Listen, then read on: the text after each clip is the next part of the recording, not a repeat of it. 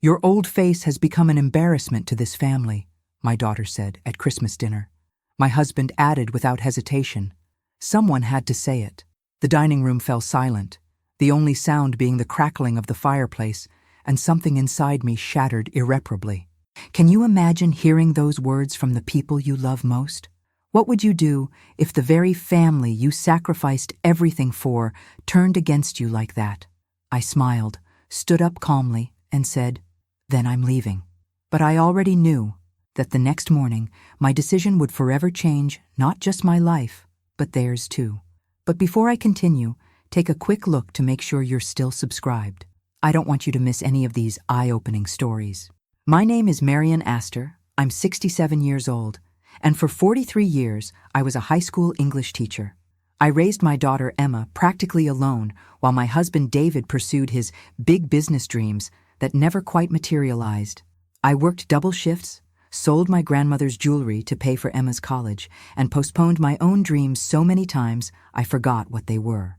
I dressed our family with dignity when there wasn't always enough money, made Christmas magical with creativity instead of cash, and somehow convinced myself that my sacrifices were invisible, that they didn't matter.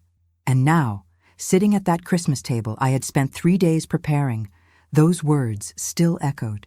Your old face has become an embarrassment to this family.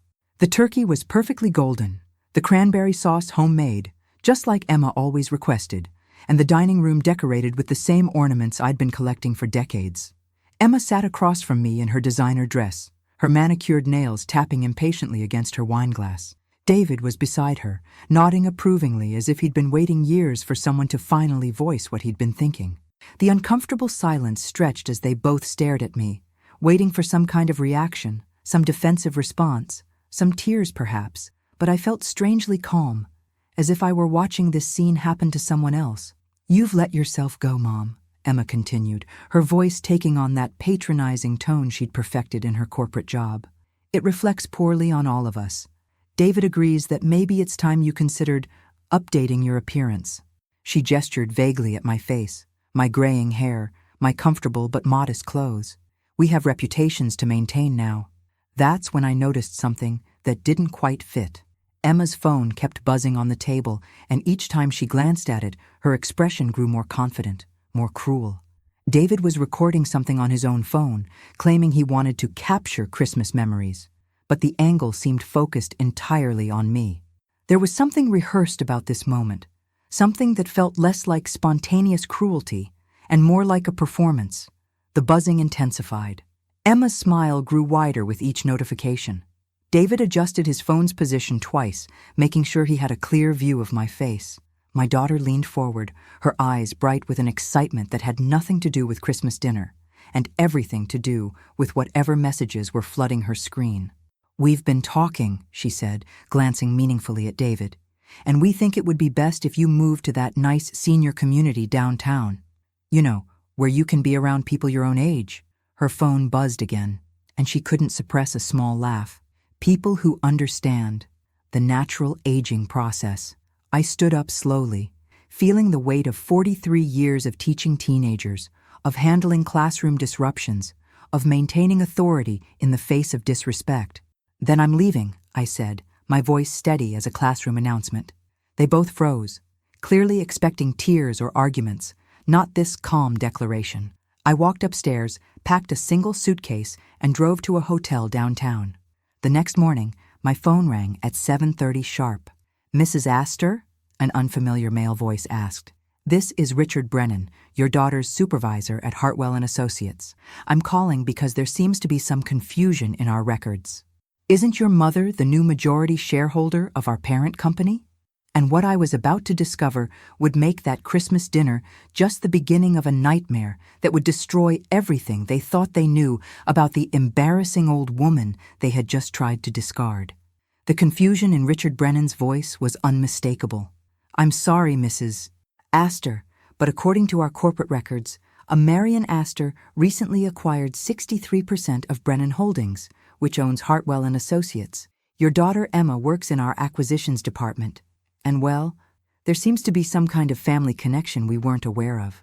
I sat in my hotel room, still in the clothes I'd slept in, trying to process what he was saying. "I think you have the wrong Marion Astor," I said carefully. "I'm a retired English teacher. I don't own any companies." "That's strange," he replied, and I could hear papers rustling. "The documentation is quite specific. Marion Elizabeth Astor, born 1957, former educator, current resident of Maple Street. That's you, isn't it?" My blood ran cold. Those details were exactly right, down to my middle name that I rarely used. "Mr. Brennan, I think there's been a terrible mistake. I need to see these documents." After hanging up, I sat staring at the hotel phone for 20 minutes. How could someone use my identity to buy a company? And not just any company, the one where Emma worked, the job she'd been so proud of landing 2 years ago, the position that had given her the confidence to speak to me like I was garbage. I called my bank first. "Mrs. Astor, your accounts show no unusual activity," the representative assured me. "However, you do have several accounts with us that have been quite active recently.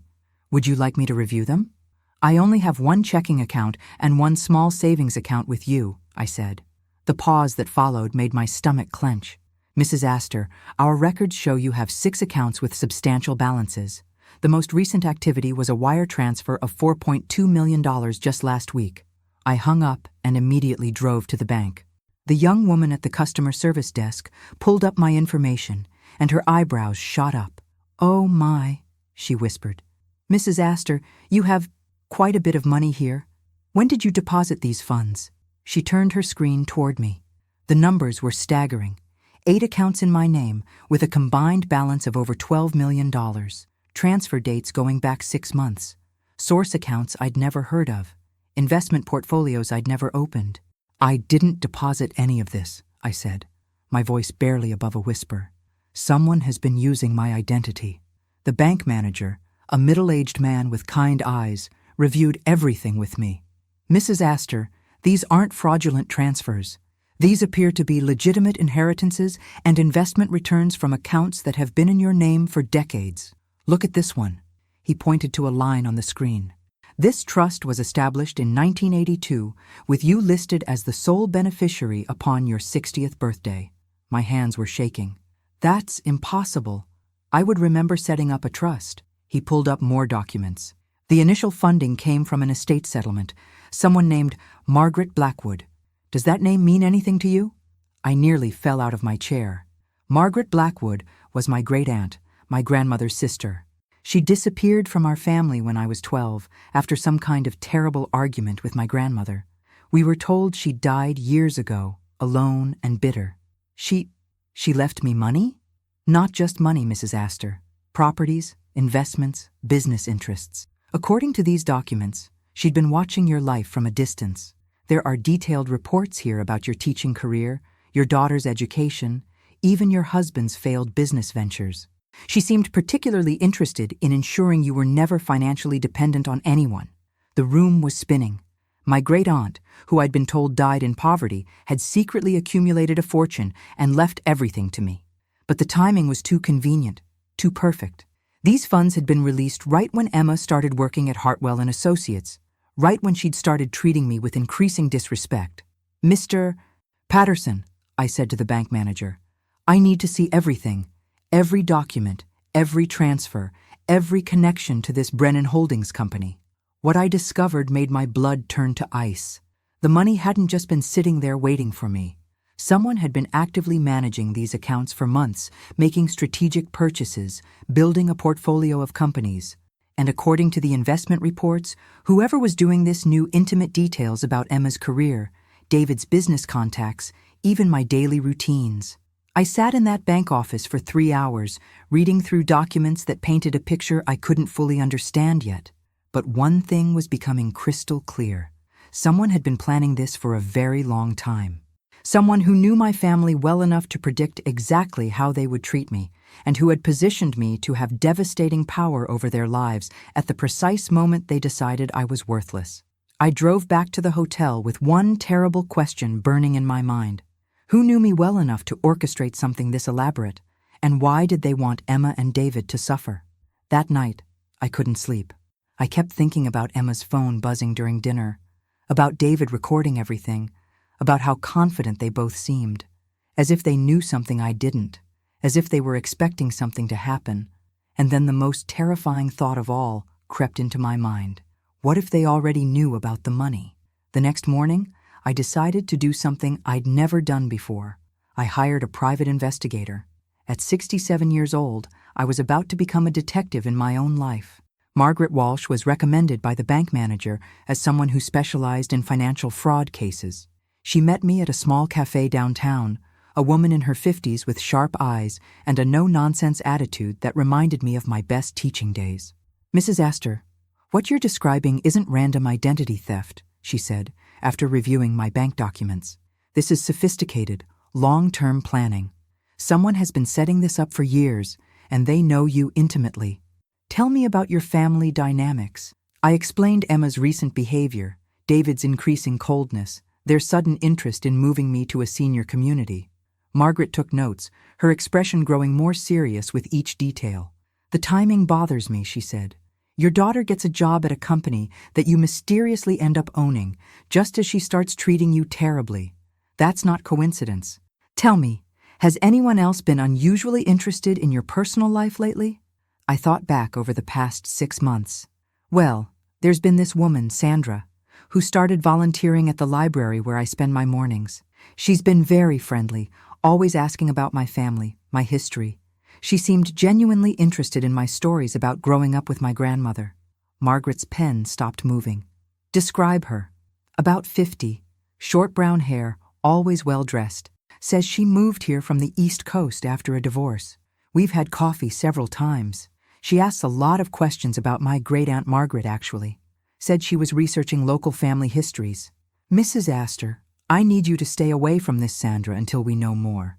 In fact, I want you to be very careful about who you trust right now." She leaned forward. "I'm going to run some searches on the companies connected to your accounts, but I need to ask you something important. How much do Emma and David know about your financial situation?" "Nothing. I've always been very private about money. Even when we were struggling, I handled all the bills, all the banking. David never showed any interest in our finances, and Emma, well, she always assumed we were barely getting by." Margaret made another note. "That might have saved your life, Mrs. Astor. Because what I'm seeing here suggests someone has been positioning you as a very wealthy, very powerful target. If Emma and David knew about this money, you might already be—" She didn't finish the sentence, but I understood. As I tried to connect the dots, I got curious. Where are you listening to me from right now? Drop your city in the comments. I like to imagine these stories echoing in so many different places. That afternoon, Margaret called with her first findings. "Mrs. Astor, I need you to sit down. Sandra Martinez, that's her real name, doesn't exist. The identity she's using was created 18 months ago. But here's what's really disturbing. She's been photographing you. I found a social media account linked to her fake identity, and there are dozens of pictures of you at the library, at the grocery store, even outside your house." My hands started trembling. "She's been stalking me? It gets worse. I traced the IP address of the computer used to set up your investment accounts. The transactions were made from the public library where you volunteer. Someone has been using the computers there, probably while you were working just a few feet away, to move millions of dollars in your name." I felt sick. But why?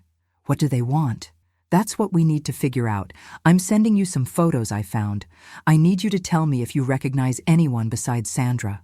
My phone buzzed with incoming messages. The first photo showed Sandra at a coffee shop, but she wasn't alone. Across from her sat a man in his 30s with dark hair and expensive clothes. The second photo made my heart stop. It was Emma. My daughter was sitting at the same table, laughing with Sandra and the mysterious man. "Margaret," I whispered into the phone. "My daughter knows her. They've been meeting. Mrs. Astor, I think your family has been planning something. The question is whether they're working with Sandra, or whether they're being manipulated by her too. Either way, you're in serious danger."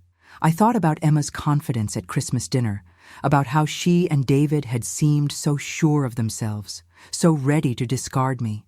Had they known about the money all along? Had they been waiting for the perfect moment to humiliate me into leaving so they could somehow access my accounts? "There's something else," Margaret continued. I found records of several other elderly women in similar situations over the past 5 years. Women whose identities were used to transfer large sums of money, women who had family members suddenly turn against them, women who ended up in senior communities or, worse, what happened to them. The pause that followed told me everything I needed to know. Mrs. Astor, I think you stumbled into something much bigger than family betrayal. This looks like an organized operation that targets wealthy widows and retirees.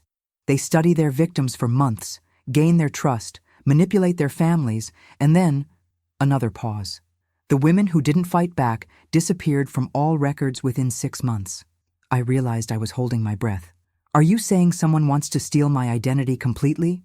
I'm saying someone has already stolen your identity, Mrs. Astor. The question now is whether they plan to let you live long enough to figure out how to fight back. That night, alone in my hotel room, I made a decision that would have been unthinkable just a week ago. I was going to fight, not just for my money, not just for my identity, but for my life, because I was beginning to understand that Christmas dinner hadn't been about my appearance or my age. It had been about isolating me, making me vulnerable, preparing me for whatever Sandra and her network had planned. But they had made one crucial mistake. They had underestimated a woman who had spent 43 years handling rebellious teenagers, difficult parents, and impossible situations. And I was about to show them exactly what this embarrassing old woman was capable of. Margaret called me at 6 in the morning, her voice tight with urgency. Mrs. Astor, I need you to meet me at my office immediately. What I found last night changes everything. I dressed quickly and drove through the empty streets, my mind racing with possibilities. Margaret's office was in a small building downtown, and she was waiting for me with coffee and a thick folder of documents. I spent all night digging into your daughter's background, she began without preamble. Mrs. Astor, Emma didn't get that job at Hartwell & Associates through normal channels. She was recruited specifically 18 months ago by someone who knew exactly who her mother was. She spread photographs across her desk. This is Emma at a restaurant last March with Sandra Martinez and 2 other people we haven't identified yet. This is from April, Emma meeting with a man named Vincent Carruthers, who runs a company that specializes in elder financial exploitation. And this? She placed a final photo in front of me. This is Emma signing documents at a law office that handles estate transfers. My daughter looked confident and happy in every photo, laughing with people I'd never seen before, clearly comfortable in their company. These weren't chance meetings or business lunches. These were planning sessions. She's been working with them, I said, the words feeling like stones in my mouth. It's worse than that, Mrs. Astor. Emma has been providing them with detailed information about your daily routines, your health, your finances, even your emotional state. Look at this. Margaret pulled out a typed report. This is a psychological profile of you, written in Emma's handwriting. It describes your increasing isolation and depression, your declining mental acuity, and your dangerous stubbornness about maintaining independence. I read the document with growing horror. Every word was a lie, but they were lies told with intimate knowledge of my personality and habits. Emma had described me as becoming forgetful, paranoid, and financially irresponsible. She'd even included fake examples of concerning behavior, like claiming I'd forgotten to pay bills or left the stove on multiple times. This was written 6 months ago, Margaret continued. They've been building a case for why you're mentally incompetent, Mrs. Astor. With testimony from your own daughter, they could have you declared legally incapable of managing your affairs. My hands were shaking as I turned the pages. Emma had detailed my daily schedule, my relationships with neighbors, even my favorite places to shop and eat. She'd mapped out my entire life like a target analysis. But there's something else, Margaret said, her voice dropping to almost a whisper. I found communications between Emma and David going back 8 months. They've been planning this together. She handed me printed emails. The subject line of the first one made my stomach clench. Operation Sunset, Phase 1 complete. I read David's words with disbelief. Emma, the financial transfers are in place. Your mother now appears to own everything we need her to own. Sandra has done excellent work gaining her trust. The psychological evaluation you provided will support our incompetency claim perfectly. We should be able to move to Phase 2 after the holidays. Emma's response was even worse. Perfect timing, Dad. I've been slowly increasing the emotional pressure at home. She's becoming more withdrawn and defensive, exactly as Sandra predicted. The Christmas dinner should provide the final catalyst we need.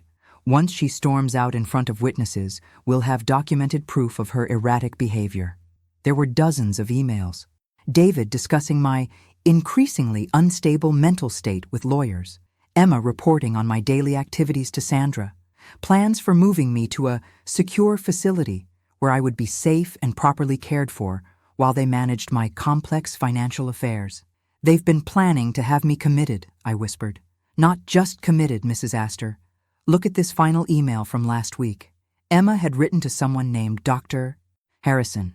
Patient exhibits classic signs of dementia-related paranoia and financial delusions. Family reports increasing agitation and inappropriate accusations against loved ones. Recommend immediate evaluation for residential care placement. Patient believes she owns companies and has millions of dollars, which family confirms are complete fabrications. I stared at the screen until the words blurred together. My own daughter had been preparing to have me declared insane so she could steal an identity and fortune I hadn't even known existed. How long have they known about the money? I asked. At least a year, probably longer. Emma's job at Hartwell & Associates wasn't coincidence. She was placed there specifically to monitor the companies you were supposedly buying. But here's what I think really happened, Mrs. Astor. I don't think Sandra's group created this inheritance. I think your great-aunt Margaret really did leave you everything, and somehow they found out about it before you did.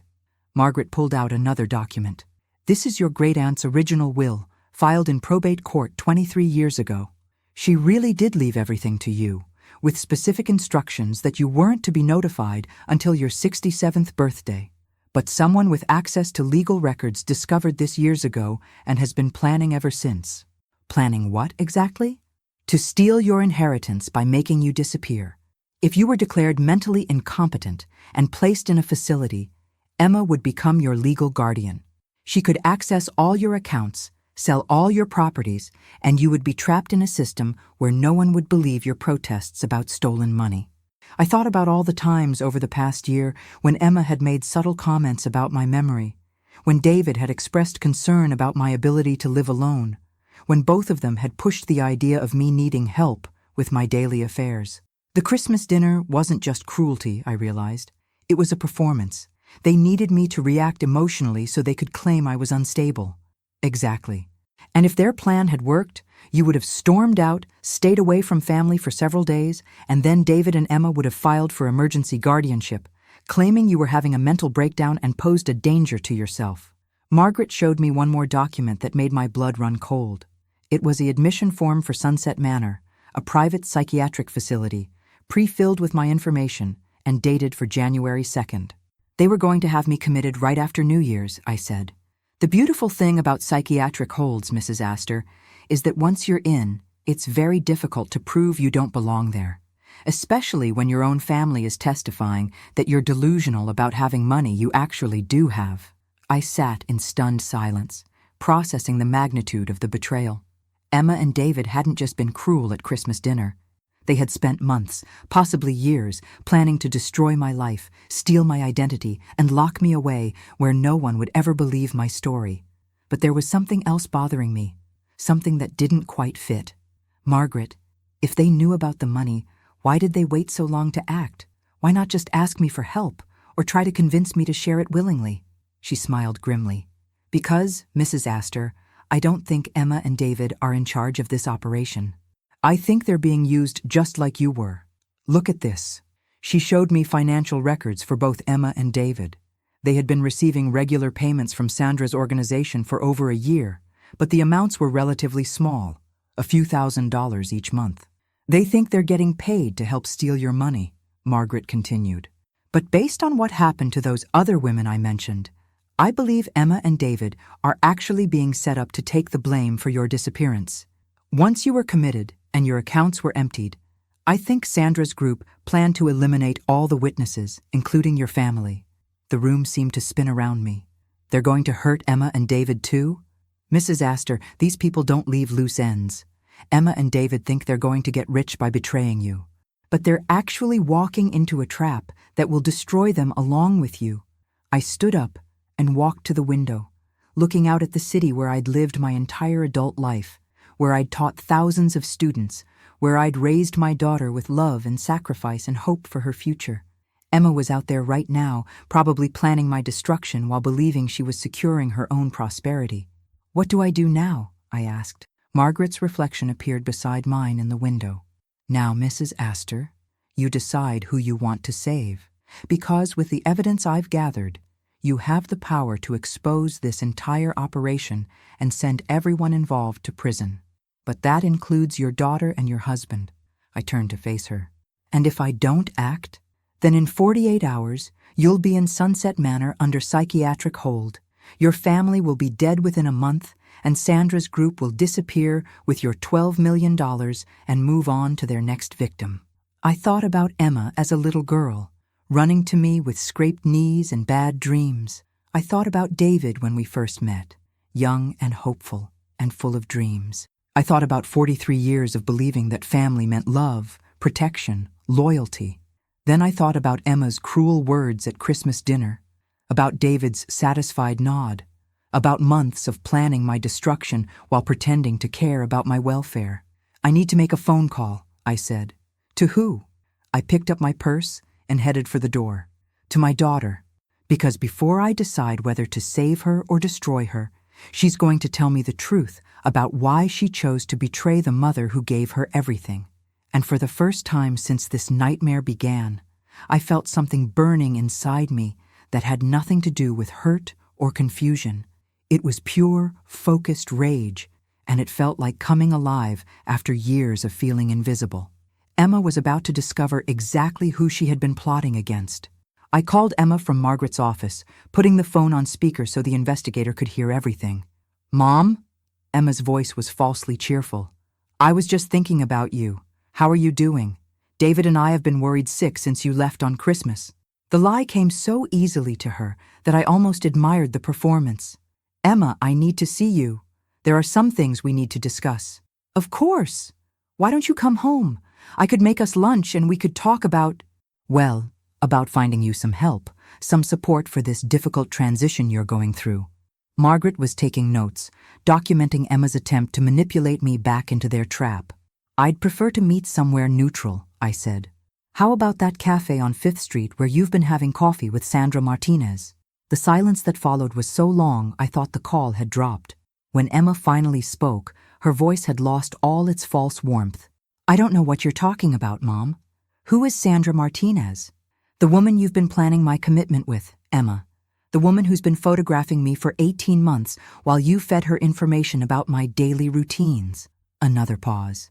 Then Emma's voice turned cold, calculating. "Mom, you're clearly having some kind of episode. These paranoid fantasies about people following you and plotting against you are exactly why David and I are concerned about your mental state." It was masterfully done. Even knowing what I knew, her words made me doubt myself for a split second. This was exactly how they planned to convince doctors, judges, and social workers that I was delusional. "Emma, I know about the emails, I know about Operation Sunset, I know about Dr. Harrison and Sunset Manor and the admission form dated for January 2nd. This time the silence stretched so long that Margaret gestured for me to keep talking. "I also know about Vincent Carruthers and the $12 million you think you're helping to steal from me." Emma hung up. My phone rang again 30 seconds later, but this time it wasn't Emma. The voice was unfamiliar, male, with a slight accent I couldn't place. "Mrs. Astor, my name is Vincent Carruthers. I believe we need to talk." Margaret's eyes went wide. She quickly started a recording app on her phone. "I don't believe I know you, Mr. Carruthers," I said carefully. "Oh, but I know you very well, Marion. May I call you Marion? I feel like we're family, after all the time I've spent learning about your life." His voice was smooth, almost hypnotic. "Your daughter is quite distressed right now. She called me in tears, saying you've developed some very concerning delusions." "My delusions seem to be remarkably well documented, Mr. Carruthers." He chuckled. "Marion, I think you've been watching too many mystery shows. But since you seem to have gotten some confused ideas about your situation, why don't we meet and clear everything up? I'm sure once we talk, You'll understand how much your family loves you and wants what's best for you." Margaret was writing furiously. "Don't meet him. Trap." "I'm not sure that's necessary," I said. "Oh, but I think it is, Marion. You see, your daughter and husband are very worried about you. They've asked me to help arrange proper care for you, and I've been happy to assist. But if you're going to make this difficult—" His voice lost its friendly tone. "Well, there are legal ways to handle situations like this, ways that might be less comfortable for everyone involved." The threat was crystal clear. "Are you threatening me, Mr. Carruthers?" "Marion, I'm trying to help you. But if you continue to resist the care your family wants to provide, if you keep making wild accusations and disturbing the peace, well, the courts tend to side with concerned relatives in these situations." Margaret held up a note. "He's stalling. They're moving. Mr. Carruthers, I think this conversation is over." "Marion, wait. There's something you should know. Your daughter Emma isn't at home right now. She's with us, and she's quite upset. If you don't come meet with us voluntarily, I'm afraid we might have to involve the authorities. For everyone's safety, you understand." My blood turned to ice. "What do you mean she's with you?" "She came to us for help, Marion. She's scared of what you might do in your current mental state. She thinks you might hurt yourself, or worse, hurt someone else. Dr. Harrison is evaluating her right now, documenting her fears about your behavior." Margaret grabbed the phone and hit the mute button. "Mrs. Astor, they're setting up an emergency psychiatric hold. If Emma testifies that you're dangerous, they can have you picked up by police and held for 72 hours while they build their case." I unmuted the phone. "Mr. Carruthers, where exactly is my daughter?" "She's safe, Marion. She's where she needs to be. The question is, are you going to come join her voluntarily, or do we need to send someone to collect you?" That's when I heard it in the background. Emma's voice, but not speaking to me. She was talking to someone else, and she sounded terrified. "Mom, please," I heard her say faintly. "I don't want to do this anymore. I want to stop." "Emma," I called out, but Carruthers had already ended the call. Margaret was already grabbing her coat. "Mrs. Astor, we need to move now. They have your daughter, and they're using her to force you out into the open." "But I thought Emma was working with them willingly." "She was, until she realized she was in over her head. My guess is that when you called her with specific details about their operation, she panicked and tried to back out. Now she's a liability, just like you." We rushed to Margaret's car. As she started the engine, my phone buzzed with a text message from Emma's number. "Mom, help me. They won't let me leave. I'm at the warehouse on Industrial Boulevard. Please come alone, or they'll hurt me." Margaret read the message and shook her head. "It's obviously a trap, Mrs. Astor. But what if it's really Emma? What if she's actually in danger? Then we call the police." I thought about that for exactly 3 seconds. "Margaret, if we call the police, they'll find Emma and me together, both hysterical, both telling wild stories about financial conspiracies and identity theft. Emma has been building a case for months that I'm mentally unstable. Carruthers has a psychologist ready to testify that I'm dangerous. Who do you think the police will believe?" Margaret stared at me, then slowly nodded. "The grieving daughter trying to get help for her delusional mother." "Exactly. They've planned this perfectly. No matter what I do, I look like the unstable one." My phone buzzed again. This time it was a photo of Emma tied to a chair, her face streaked with tears. The message read, "1 hour, Marion. Come alone to Unit 47. Any tricks, and Emma pays the price." I looked at Margaret. "I have to go." "Mrs. Astor, this is exactly what they want. You'll walk into that warehouse, and they'll have both of you. Then they can make you both disappear and claim you had a joint psychotic break. But I can't leave Emma there." Margaret was quiet for a long moment, thinking. Then she reached into her glove compartment and pulled out a small device. "Mrs. Astor, I need you to listen very carefully. I'm going to give you a wire, and I'm going to follow you at a distance. But more importantly, I'm going to call in some favors." "What kind of favors?" She smiled grimly. "The kind that ensure Vincent Carruthers and Sandra Martinez discover that this retired English teacher has friends they never expected." As we drove toward Industrial Boulevard, Margaret made several phone calls in languages I didn't recognize. By the time we reached the warehouse district, I was wearing a wire, carrying a hidden camera, and had GPS tracking on my phone. "Mrs.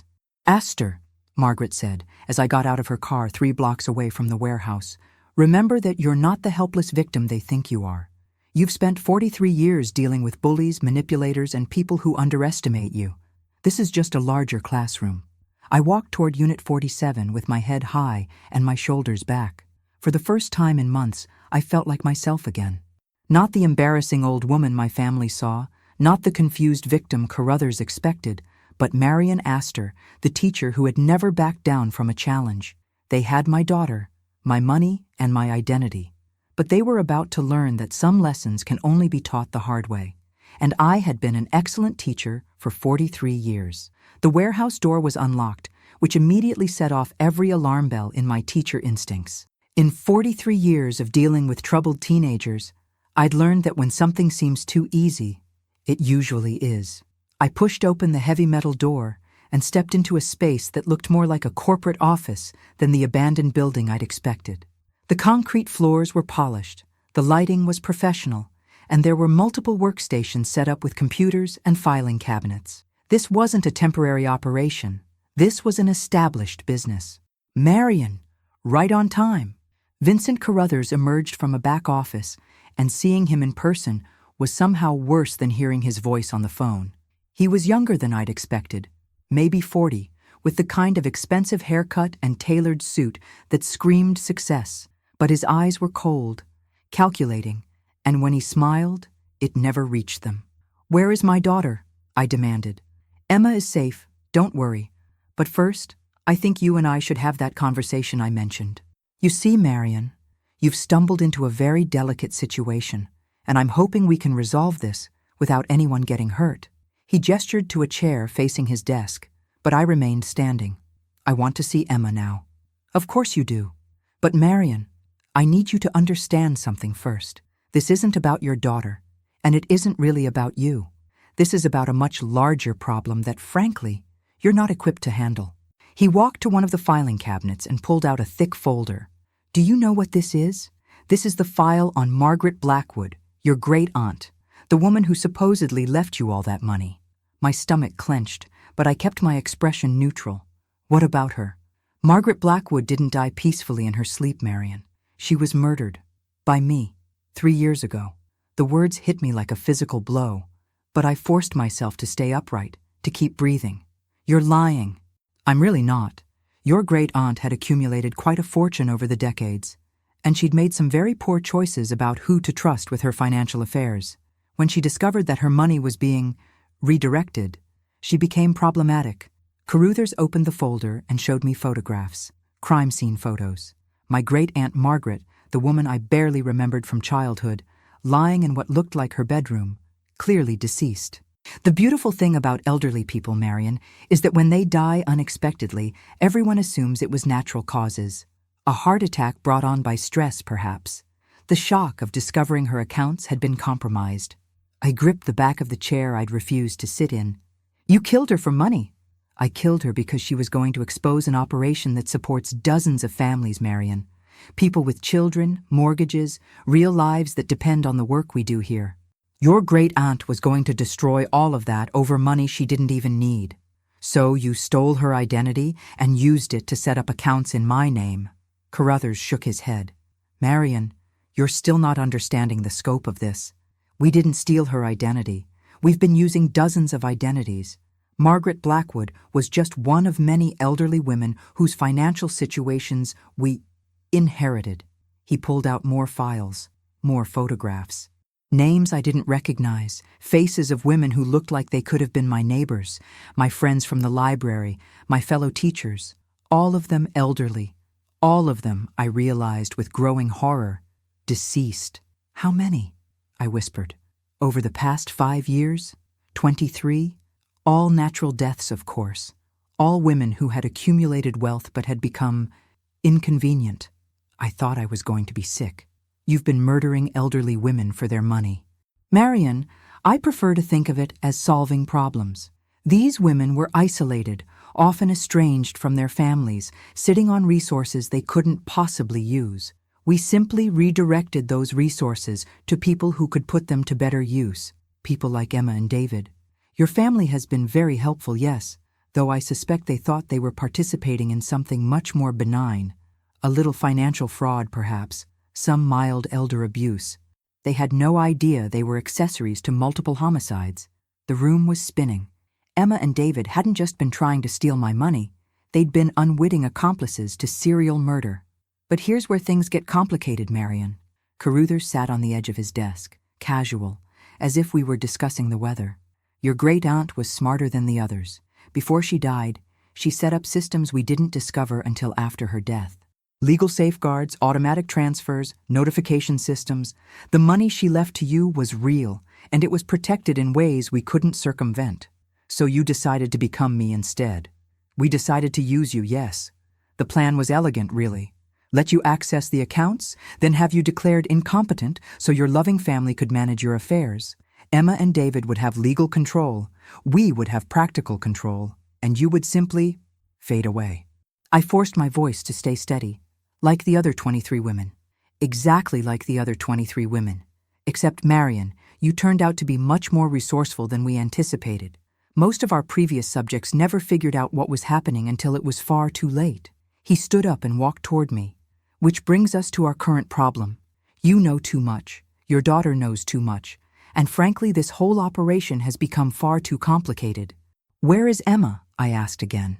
Emma is in the back room with Sandra and Dr. Harrison. They're having a very interesting conversation about the psychological evaluation Emma provided about you.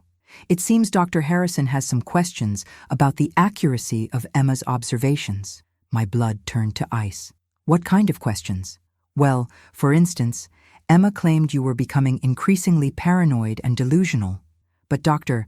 Harrison has been reviewing the evidence you've uncovered, and it seems your paranoia was entirely justified. Which raises the question, was Emma lying about your mental state, or was she simply too stupid to realize what she'd gotten herself into? Carruthers pulled out his phone and showed me a video feed.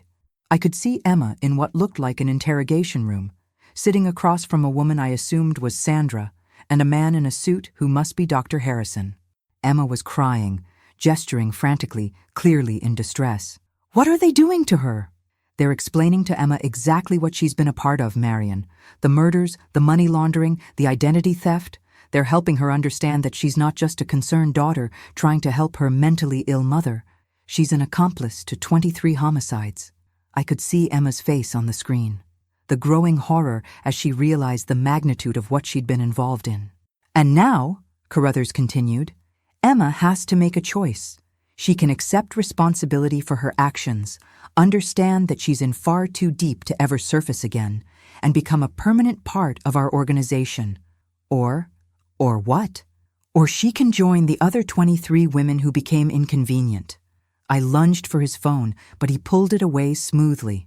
Marion, your daughter's life depends entirely on your cooperation now. You see, we can't let either of you go. You know too much, and Emma knows too much, but we can offer you a choice about how this ends.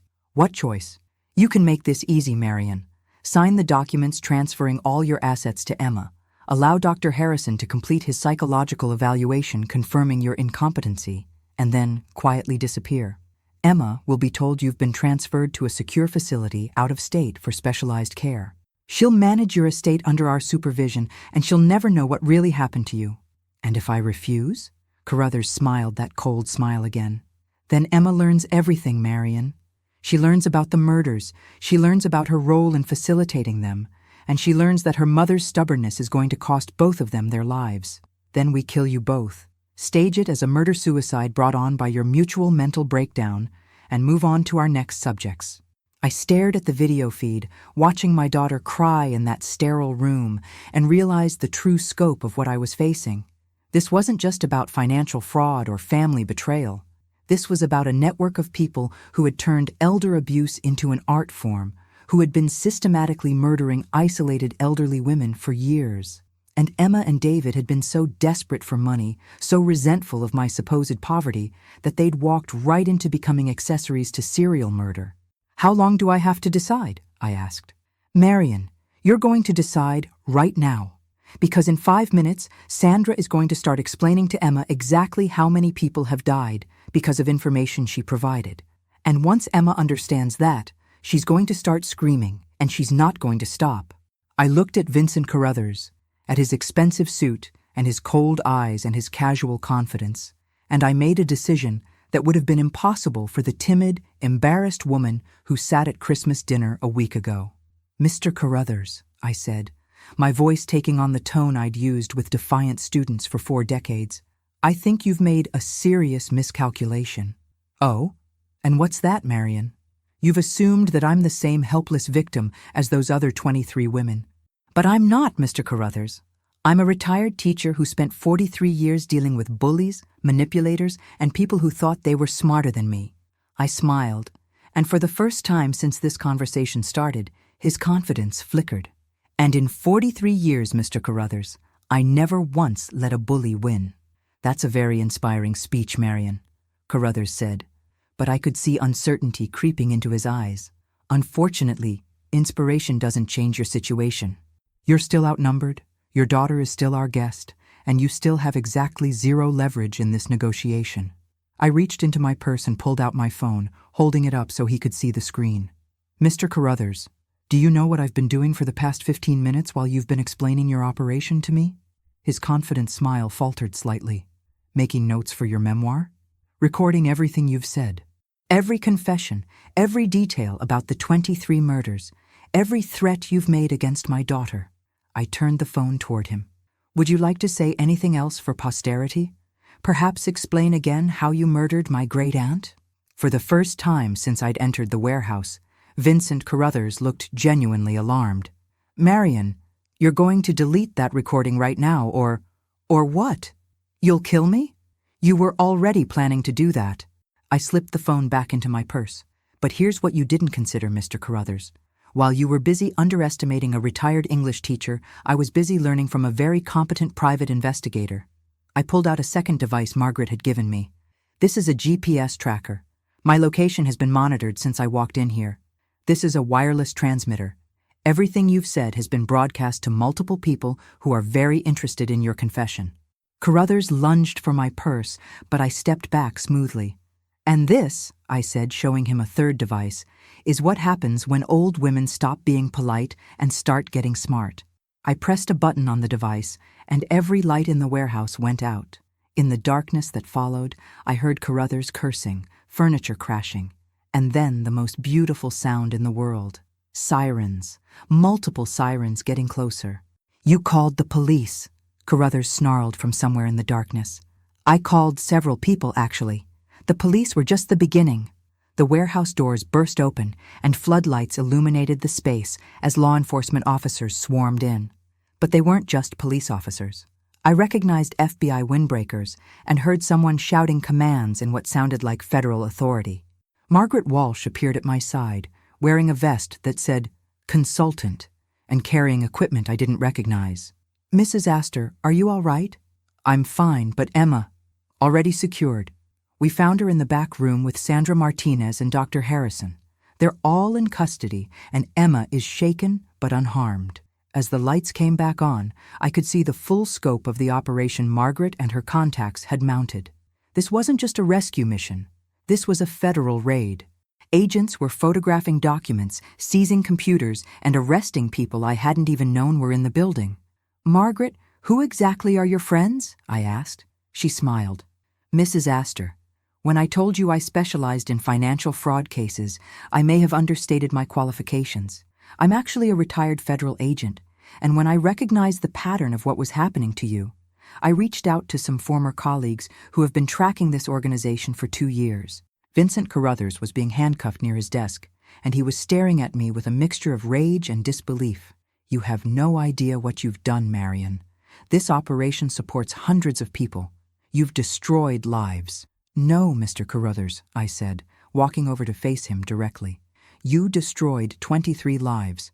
I just ended your ability to destroy more." An agent I didn't recognize approached me. "Mrs. Astor, I'm Special Agent Rodriguez. We've been investigating this network for months, but we never had enough evidence to move until tonight. Your recording and the information Ms. Walsh gathered gave us everything we needed. What about my daughter? And David?" Agent Rodriguez glanced at Margaret before answering. "Mrs. Astor, your daughter and husband were being manipulated, but they did provide assistance to a criminal organization. There will be legal consequences, but given their cooperation and the circumstances, we're hopeful we can work out arrangements that focus on rehabilitation rather than punishment. I nodded. I'd expected this. Emma and David had made choices, and choices have consequences, but they'd also been victims in their own way, manipulated by people far more sophisticated in evil than they could have imagined. Can I see Emma now? Of course. They led me to a room where Emma sat wrapped in a blanket, looking younger than she had in years. When she saw me, she broke down completely. Mom, I'm so sorry. I thought we were just trying to get you help. I thought the money was fake, that you were having delusions, and we were trying to protect you from making financial mistakes. She was sobbing so hard, I could barely understand her. I never knew about the other women. I never knew people had died. When Sandra started explaining what I'd been part of, I thought I was going to be sick. I sat down next to her and, after a moment's hesitation, put my arm around her shoulders. Emma, tell me the truth. When did you first think I needed help? About 8 months ago. You seemed different, more withdrawn, more defensive about money. And then Sandra started volunteering at the library, and she said she'd noticed concerning changes in your behavior too. She suggested that maybe you were developing early dementia and that it would be kinder to intervene before you did something that would embarrass you later. And you believed her. Mom, she had credentials. She said she was a retired social worker who specialized in elder care. She had documentation about the signs to watch for, and you were exhibiting so many of them. Emma looked up at me with red, swollen eyes. I thought I was being a good daughter. I thought I was protecting you. I thought about Sandra Martinez, about her careful cultivation of my trust, her interest in my family history, her strategic placement in my daily routine. She'd manipulated both Emma and me simultaneously, building a case for my incompetency while gaining my confidence. What about the cruel things you said at Christmas dinner? Emma flinched. Sandra said that sometimes you have to be harsh to break through dementia-related denial. She said if I was gentle, you'd just become more entrenched in your delusions. She coached me on exactly what to say to trigger the kind of reaction that would demonstrate your instability. In that moment, alone, I knew there was no turning back, but I found myself thinking, if you were in my shoes, would you have the courage to face it, or would you stay silent to survive? Write in the comments. I really want to know. Emma, I need you to understand something.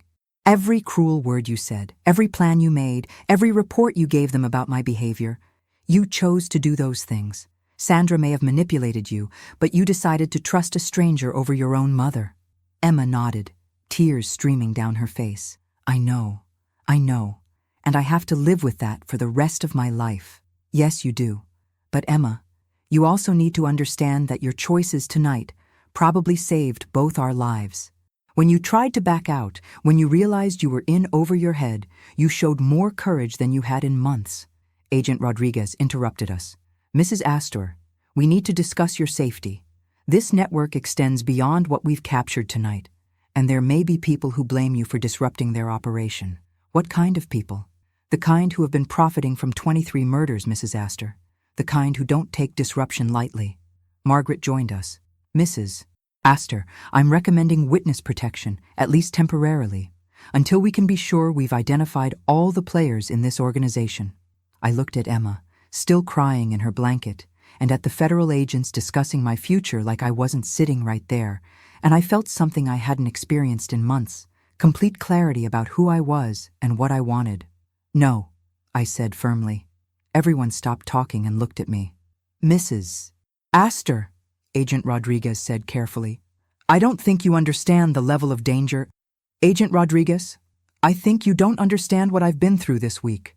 A week ago, I was a retired teacher who thought her biggest problem was an ungrateful family. Tonight, I walked into a warehouse full of serial killers and brought down their entire operation using nothing but a cell phone and 43 years of experience dealing with bullies. I stood up, feeling stronger and more certain than I had in years. I'm not hiding, I'm not running, and I'm not letting fear dictate the rest of my life. Margaret smiled. Mrs. Astor, what exactly are you planning to do? I'm going home, Margaret. I'm going to use the money my great-aunt actually did leave me to make sure this never happens to another elderly woman. I'm going to testify at every trial, give every interview, and tell this story until everyone knows what to watch for. I looked at Emma. And I'm going to decide whether I can forgive a daughter who chose to believe the worst about me rather than trust the woman who raised her. Emma's crying intensified, but I continued. But first, I'm going to do something I should have done years ago. I'm going to stop being invisible. I'm going to stop apologizing for taking up space. And I'm going to show the world exactly what this embarrassing old woman is capable of. Agent Rodriguez exchanged glances with Margaret. Mrs. Astor, if you won't accept protection, will you at least accept security? I'll accept reasonable precautions, but I won't accept being treated like a victim when I'm clearly a survivor. As we left the warehouse, I saw Vincent Carruthers being loaded into a federal transport vehicle. He caught my eye through the window and mouthed something that looked like a threat. I walked directly over to the vehicle and knocked on the window. When he looked at me, I smiled the same smile I'd used on defiant students for 4 decades and mouthed back, "You lose." For the first time in my adult life, I felt like Marion Astor, not just Emma's mother or David's wife or someone's retired teacher. I felt like myself, and it was magnificent. 3 weeks later, I was sitting in my own living room for the first time since Christmas, when my doorbell rang at 9 o'clock at night. Through the peephole, I could see a woman I didn't recognize. Middle-aged, professional-looking, carrying a briefcase. Mrs. Astor? My name is Patricia Whitmore. I'm an attorney representing some people who would very much like to speak with you. I kept the chain lock engaged. What people would those be, Ms. Whitmore? People who believe you've made some very poor decisions recently. People who think you might benefit from some guidance about how to handle your newfound wealth responsibly. Every instinct I'd developed over the past month screamed danger. I think you should leave, Ms. Whitmore. Mrs. Astor, I'm afraid that's not really an option anymore. You see, when you destroyed Vincent Carruthers' operation, you didn't just hurt him. You hurt a lot of people who depend on that income stream. People who are now very motivated to find alternative arrangements. She held up a photograph, pressing it against the glass of my door. It was Emma, taken recently, walking out of the courthouse where she'd been giving testimony to the grand jury. Your daughter has been very helpful to law enforcement, hasn't she? Very forthcoming about her role in our business. Very eager to cooperate in exchange for leniency. My blood ran cold. If you've hurt Emma, Emma is fine, Mrs. Astor. For now. But her safety, and yours, depends entirely on your willingness to be reasonable about this situation. I backed away from the door, reaching for the phone to call Margaret. But before I could dial, I heard a sound that made my heart stop. My back door opening. I wouldn't do that if I were you, Marion. The voice belonged to Dr. Harrison, the psychiatrist who was supposed to have been arrested with the others. He walked into my living room like he owned it, followed by 2 men I'd never seen before. Dr. Harrison, I thought you were in federal custody. He smiled, but it was nothing like Vincent Carruthers' cold expression. This smile was genuinely amused, almost friendly. Marion, did you really think Vincent was running that operation? A 40-year-old with delusions of grandeur and an expensive suit? He was middle management at best. The attorney, Patricia Whitmore, let herself in through the front door. Mrs. Astor, I'd like you to meet the real leadership of the organization you've been so busy disrupting. Dr. Harrison gestured to the 2 men with him. This is Judge William Cranston, who's been handling legal matters for our network for the past decade. And this is Detective Ray Morrison, who's been managing law enforcement complications. I stared at them, trying to process what I was seeing. A respected psychiatrist, a sitting judge, and an active police detective. This wasn't just a criminal organization. This was corruption at the highest levels of the system. You're all part of it, I said. Marion, we are it, Dr. Harrison replied. Vincent and Sandra and their little warehouse operation? That was just the retail end of our business. The real work happens in courtrooms, in police stations, in psychiatric facilities, places where old women disappear into the system and never come out.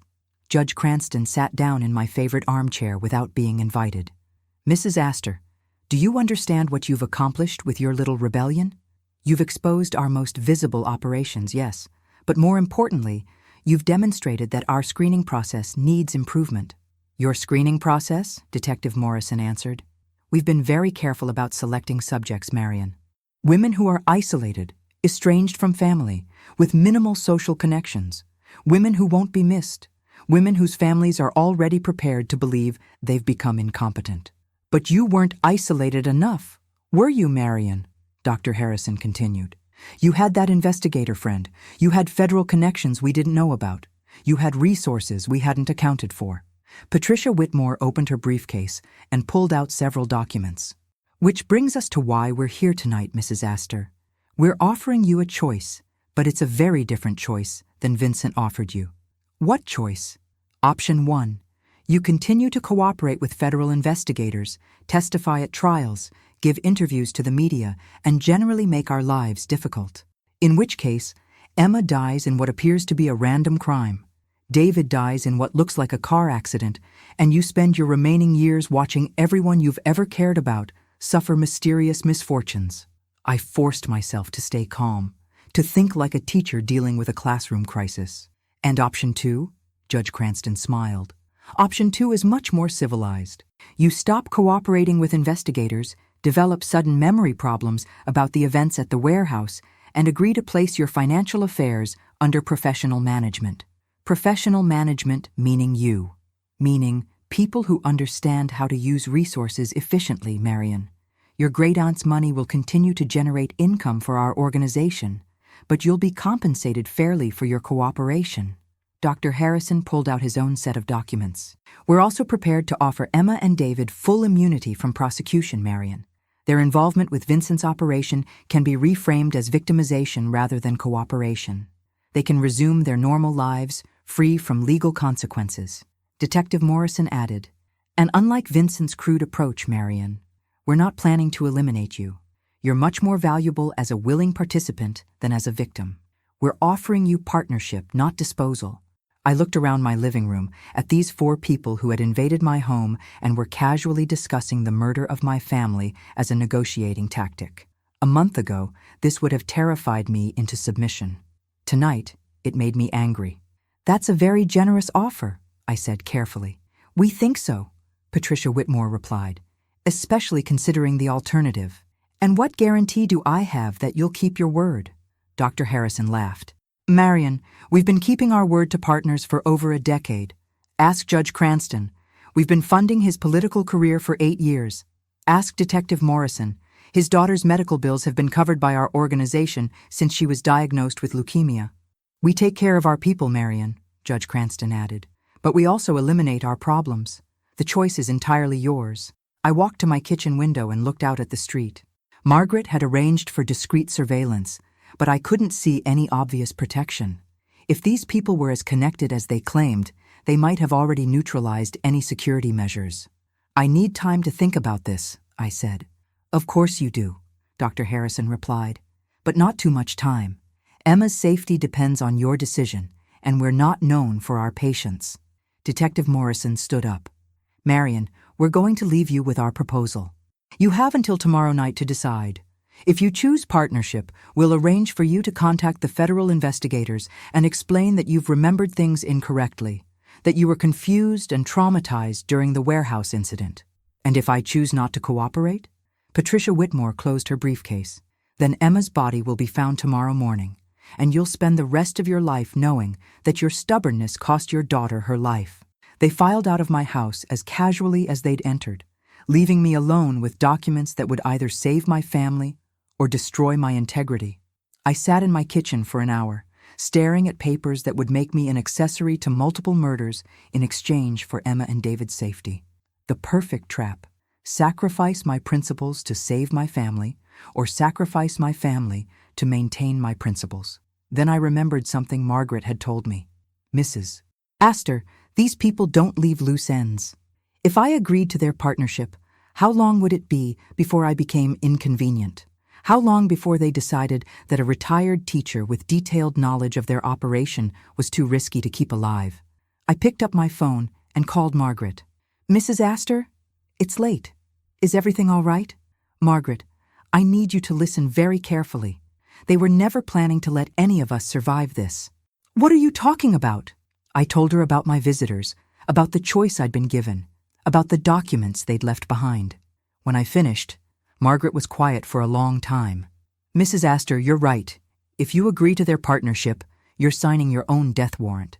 They'll use you to discredit your testimony, then eliminate you as soon as it's convenient. So what do? You do what you've been doing since this started, Marion. You refuse to be a victim. How? Margaret's voice took on the same tone I remembered from our first meeting. Mrs. Astor, these people made the same mistake Vincent made. They assumed you were helpless, they assumed you were alone, and they assumed you would prioritize your family's immediate safety over long-term justice. Aren't I supposed to? Marion, if you give in to them, Emma and David die anyway, just later. If you fight them, Emma and David might survive, and dozens of other families might be spared what you've been through. I looked at the documents spread across my kitchen table, at the signatures that would make me complicit in decades of murder. Margaret, I think it's time to show these people what a retired English teacher can really do when someone threatens her family. What did you have in mind? I smiled, feeling that familiar surge of determination that had carried me through 43 years of challenging students, difficult parents, and impossible situations. I'm going to teach them a lesson they'll never forget. The next evening, I called Dr. Harrison and told him I was ready to accept their partnership offer. We arranged to meet at his private practice office downtown, where I would sign the documents that would officially make me complicit in their operation.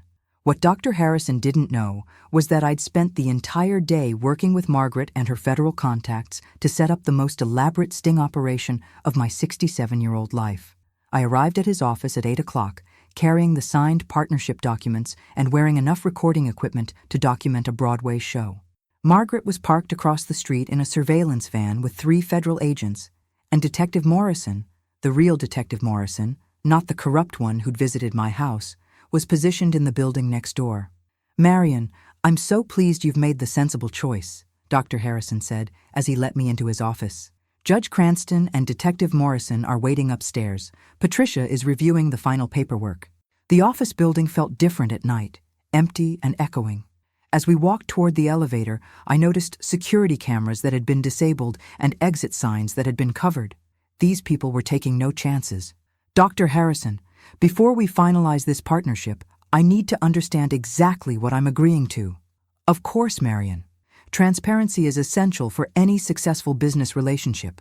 We rode the elevator to the 3rd floor, where Judge Cranston was waiting in what appeared to be a conference room. Patricia Whitmore sat at a long table covered with documents, and the man I'd been told was Detective Morrison stood near the windows. Mrs. Astor, Judge Cranston said warmly, welcome to the real business. Thank you. But I have to ask, what happened to Vincent Carruthers and Sandra Martinez? Dr. Harrison exchanged glances with the others. Marion, Vincent, and Sandra were convenient scapegoats. They believed they were running the operation, which made them perfect candidates to take the blame when law enforcement needed someone to arrest. So they're innocent? Patricia Whitmore laughed. Oh, they're absolutely guilty, Marion. They did kill your great-aunt, and they were planning to kill you. But they were doing it on our orders, using our methods for our profit. We just made sure that when the operation was exposed, all the evidence pointed to them instead of us. How? Simple misdirection, Detective Morrison explained. We fed Vincent information that made him believe he was in charge, while we maintained operational control from within the system. When federal agents raided that warehouse, they found exactly what we wanted them to find: evidence of Vincent's network, but nothing that connected back to us. Judge Cranston pulled out a thick file. Marion, do you understand why we were so confident that this meeting would go smoothly? We've been doing this for 12 years. We've perfected the art of eliminating problems while maintaining plausible deniability. Show me. For the next hour, they walked me through their operation with the pride of craftsmen explaining their trade. They had judges who could commit inconvenient relatives. They had doctors who could diagnose mental incompetency in healthy people. They had police officers who could make evidence disappear and witnesses recant their testimony. The beauty of our system, Marion, is that it's all legal, Dr. Harrison explained. We don't break laws, we use laws. A concerned family member petitions for guardianship. A qualified psychiatrist confirms mental incompetency. A judge grants legal authority to manage finances. A detective investigates when the subject objects, finds no evidence of wrongdoing, and closes the case. And then the subject disappears. The subject is relocated to appropriate care facilities, Marion. Some of them are quite nice, actually. Others are less comfortable. It depends entirely on the subject's attitude toward cooperation. Patricia Whitmore opened another file. Marion, we've prepared 3 different futures for you. Option 1, you become a willing partner, maintain your independence, and receive a comfortable income for the rest of your natural life. Option 2, Judge Cranston answered. Option 2, you resist partnership but agree to remain silent. You're relocated to a secure facility where you're well cared for but unable to communicate with the outside world. And Option 3? Detective Morrison smiled. Option 3 is what happened to the subjects who chose to be permanently uncooperative. He showed me photographs that made my stomach clench, crime scenes that looked like accidents, suicides, natural deaths, all elderly women. All people who had apparently chosen not to cooperate with their partnership offers. How many? I whispered. Over the 12 years we've been operational? 87, Dr. Harrison said casually. Though, to be fair, most of them chose Option 1 or Option 2. Only 23 required Option 3. I stared at the photographs, at the faces of women who looked like they could have been my neighbors, my friends, my fellow teachers. Women who had been murdered for refusing to cooperate with their own financial exploitation. Marion, I need you to understand something, Patricia Whitmore said gently. Your choice tonight doesn't just affect you. It affects Emma, it affects David, and it affects every elderly woman we encounter in the future. If you cooperate, we can continue operating quietly, selectively, with minimal disruption to families. If you force us to use more aggressive methods, you'll kill more people. We'll do whatever is necessary to protect our operation, Marion.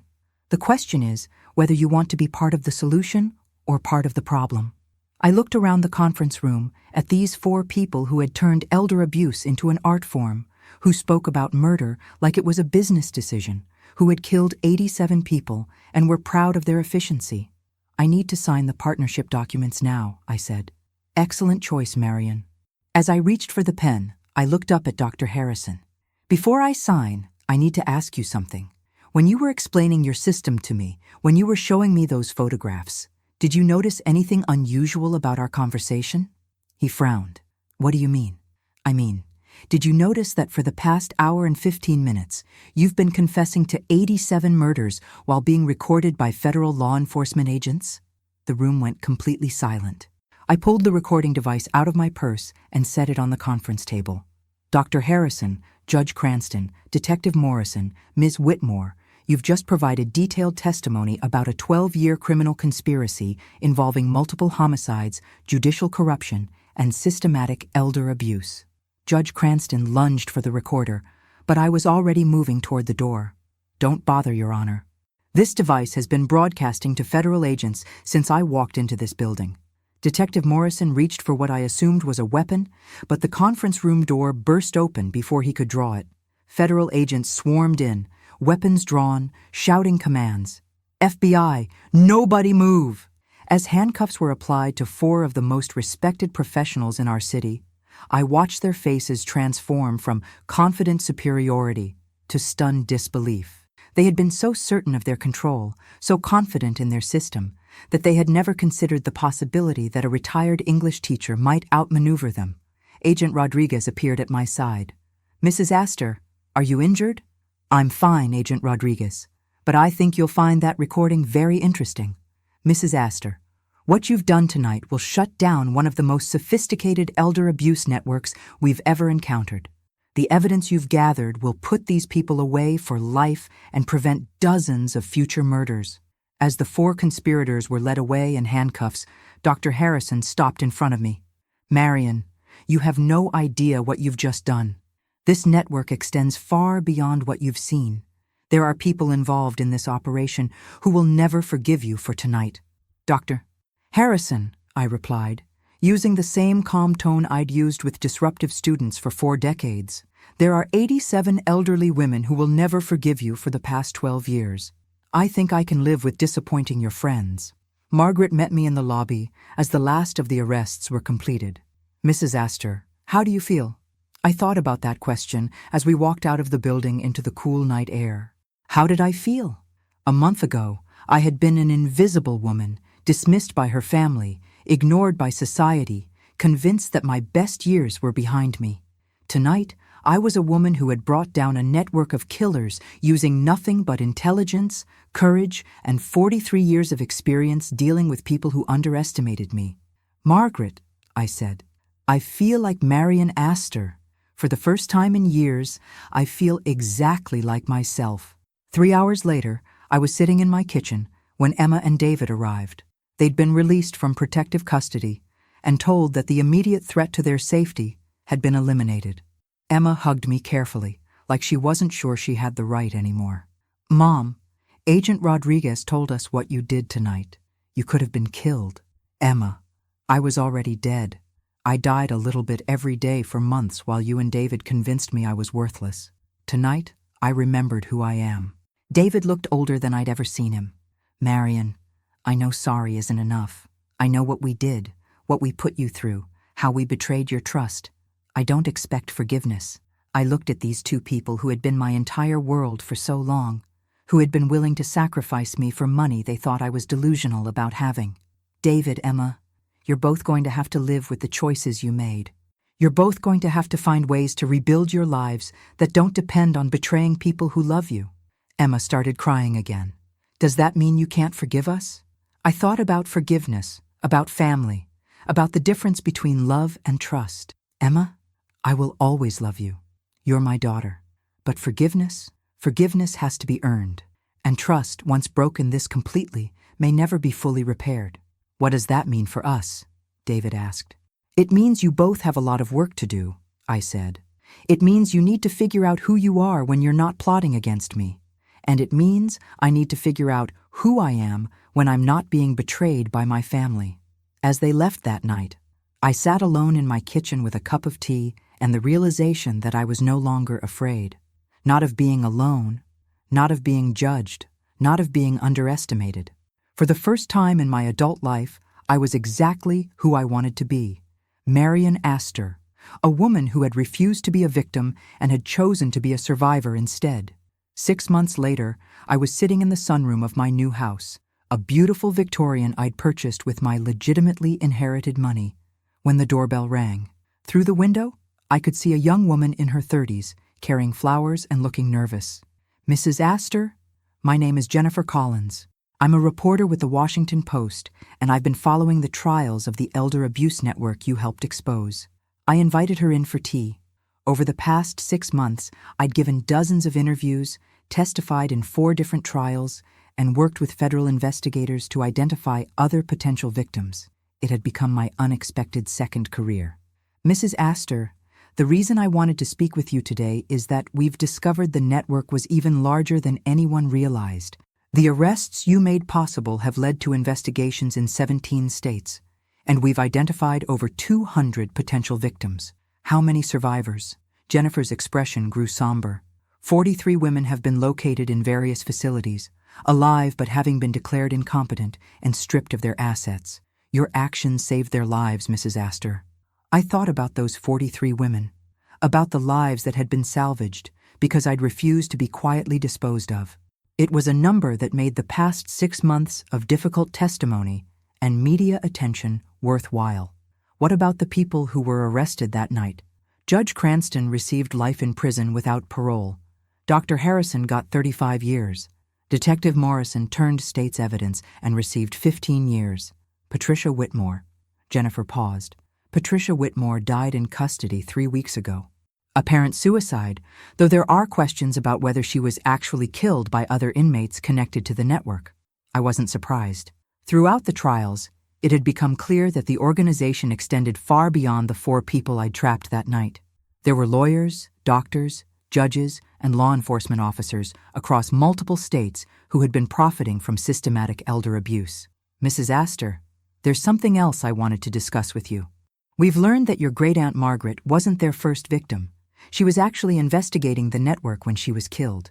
She'd been trying to expose them for months before her death." Jennifer handed me a folder. "These are copies of documents your great-aunt left with her attorney, to be released only if something happened to her. She'd identified 12 other victims and had been building a case against the network." I read through Margaret's meticulous notes, her careful documentation of suspicious deaths, her growing understanding of how the system worked. She'd been closer to exposing them than anyone realized. So when she left me the inheritance, she wasn't just giving you money, Mrs. Astor. She was giving you the resources to finish what she started.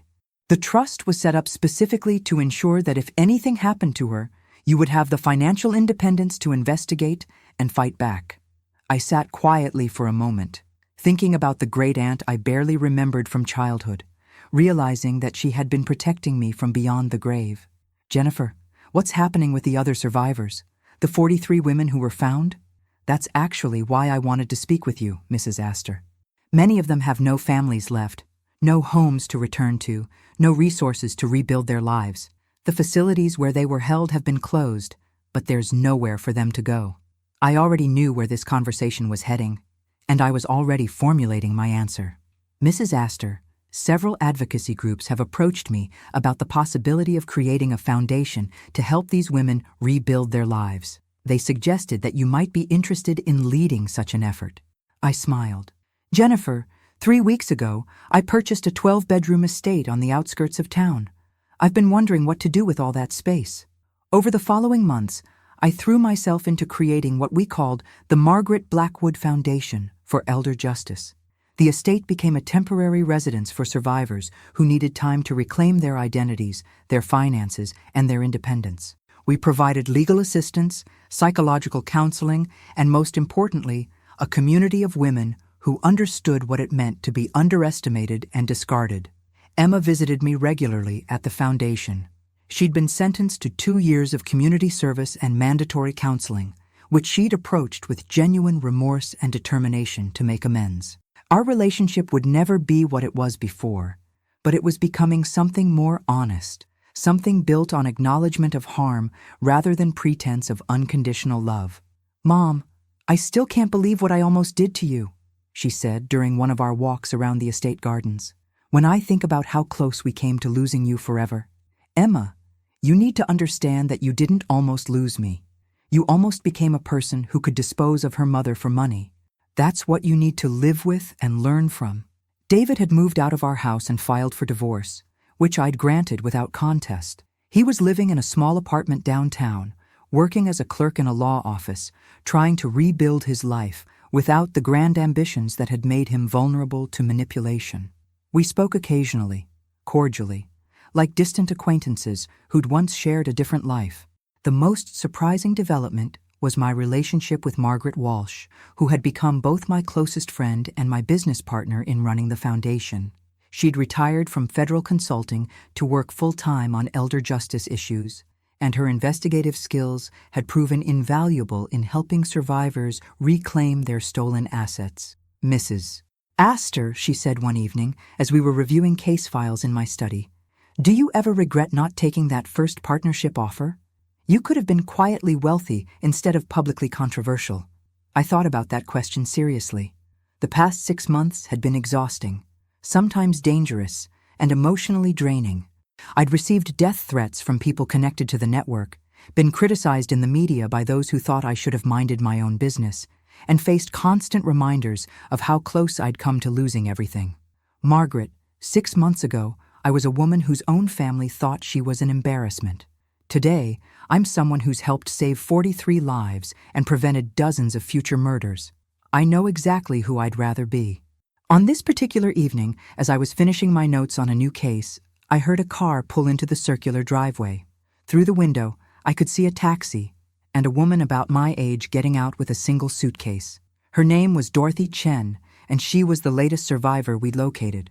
She'd been held in a facility in Oregon for 8 months, declared incompetent after her son had been recruited into a network operation similar to the one that had targeted me. Mrs. Astor, she said when I answered the door. I'm Dorothy. I think you're expecting me. I am indeed Dorothy. Welcome home. As I helped her with her suitcase, she looked around at the estate, at the gardens, at the other women visible through the windows of the main house. Mrs. Astor, is it really over?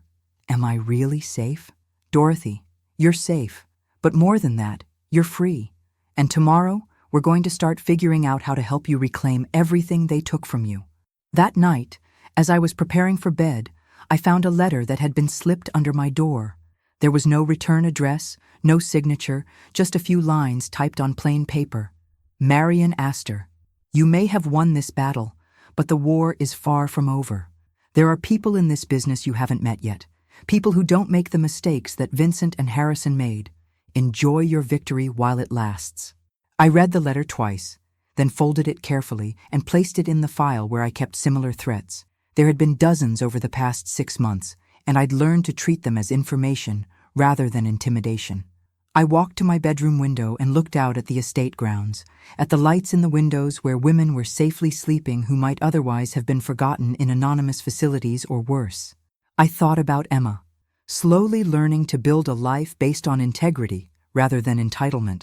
I thought about the trials still to come, the investigations still unfolding, the survivors still waiting to be found. And I thought about the woman I'd become over the past 6 months, someone who refused to be invisible, who fought back against people who underestimated her, who had turned a retirement of quiet defeat into a second career of loud victory. If this story touched your heart, don't forget to subscribe, leave your like, and share it with someone special who needs to hear what I lived through. This is a space of love and respect, and every day there's a different story of strong, courageous women who never gave up. Tomorrow there would be new threats, new challenges, new survivors to help. But tonight I was Marion Astor, a woman who had been told she was an embarrassment to her family and had responded by becoming an inspiration to strangers. I turned off the lights and went to sleep, unafraid of whatever tomorrow might bring, because I had learned the most important lesson of my 67 years. The moment you stop being afraid of being underestimated is the moment you become truly dangerous.